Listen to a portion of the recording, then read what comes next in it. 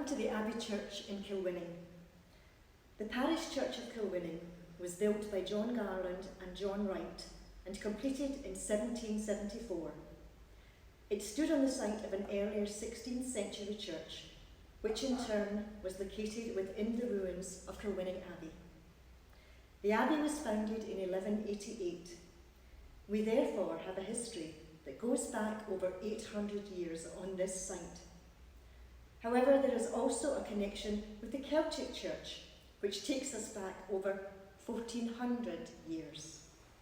In 1929, when the Church of Scotland was reunited, the borough of Kilwinning was divided between the congregations of Erskine, Mansfield and the parish church, which became known as Kilwinning Abbey. It is now one of two churches in communion with the Church of Scotland in the town. There are currently around 600 members to the congregation, mainly resident in Kilwinning, but coming from some neighbouring towns as well. We are conscious of our heritage, but are actively looking forward and hope to be a spiritual home to the people of Kilwinning for a long time to come.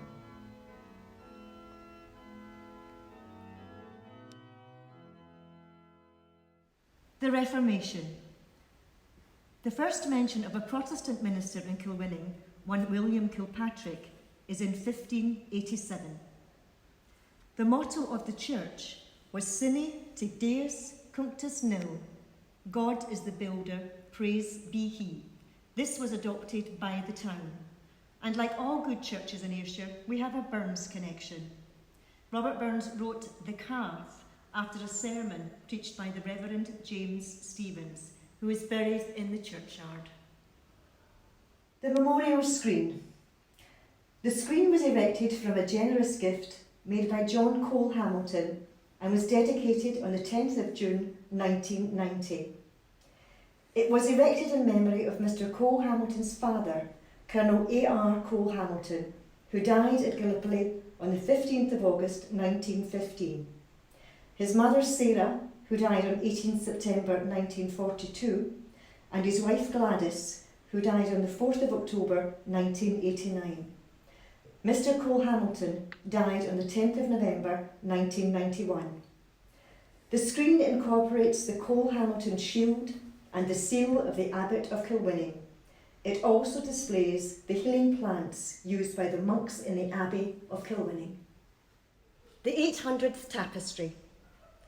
This tapestry on the wall was created by members and friends of the Abbey Church to celebrate the 800th anniversary of the founding of Kilwinning Abbey.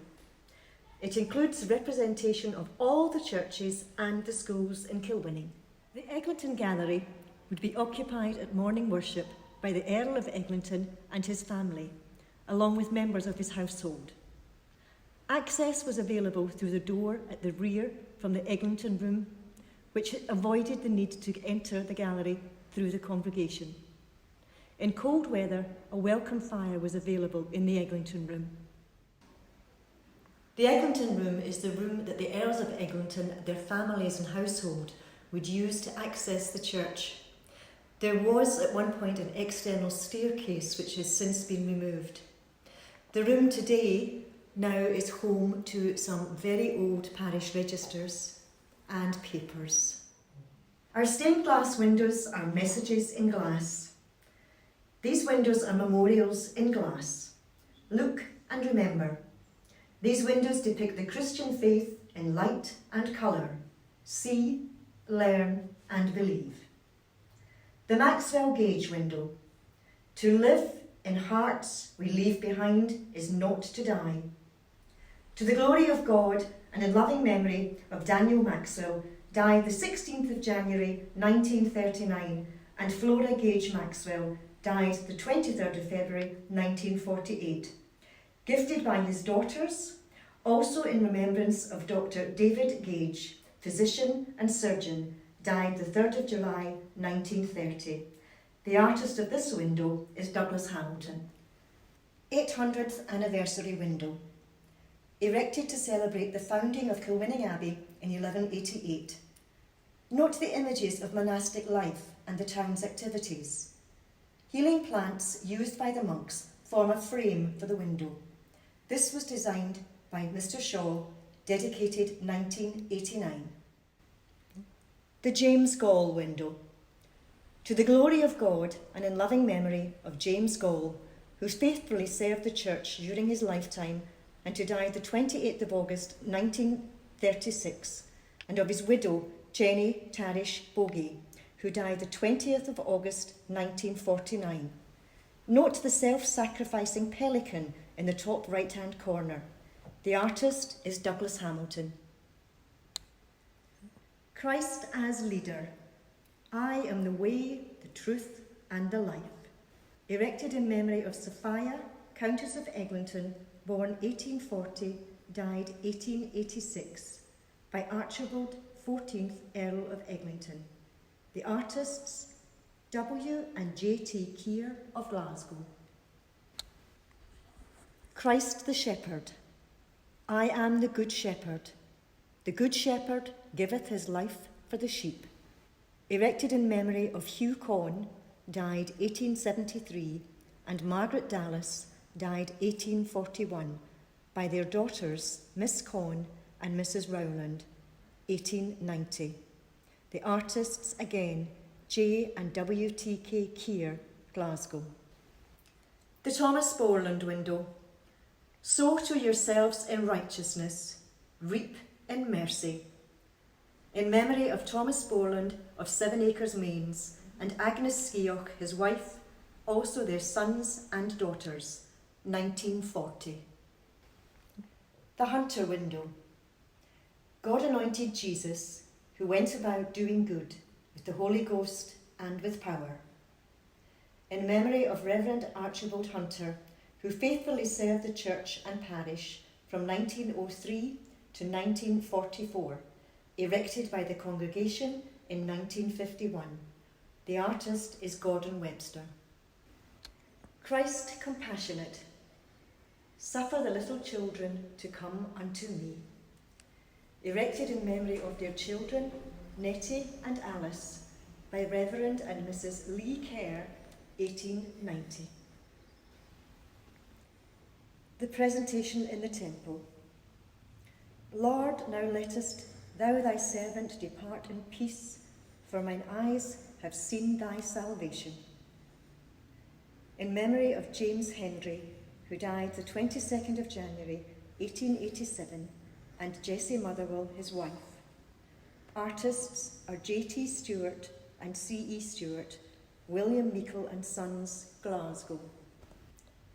And a little child shall lead them. I say unto you, that in heaven their angels do always behold the face of my Father which is in heaven. To the glory of God and in loving memory of our son Alexander, born January the 5th, 1899, and who died March the 18th, 1909. This window is dedicated by Gilbert Stewart and Isabella Craig, Beveridge, his wife, AD 1912. Corona Victrix. For God had not given us the spirit of fear, but of power and of love and of sound mind. Erected in memory of the Reverend William Lee Kerr by the congregation in 1903, and the artist is Stephen Adam. The organ. The three-manual organ, built by Forster and Andrews of Hull, was first played on the 29th of December 1897 and is highly regarded for its quality. It was installed at a cost of £750 after a bazaar held by the congregation. The mechanism of the organ is still in its original state, apart from the installation of an electric motor. On this basis, the British Institute of Organ Studies awarded the Instrument of Kilwinning Old a Grade 1 Historic Organ Certificate. This is the highest grade of certificate awarded to organs of outstanding historic and musical importance and in essential original condition.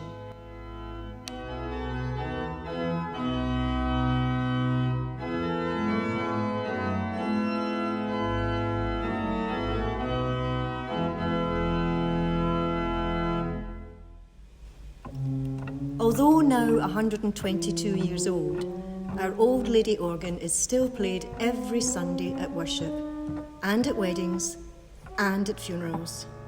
But as you can hear, she's in need of some tender, loving care. Our congregation are fundraising all the time for very expensive repairs.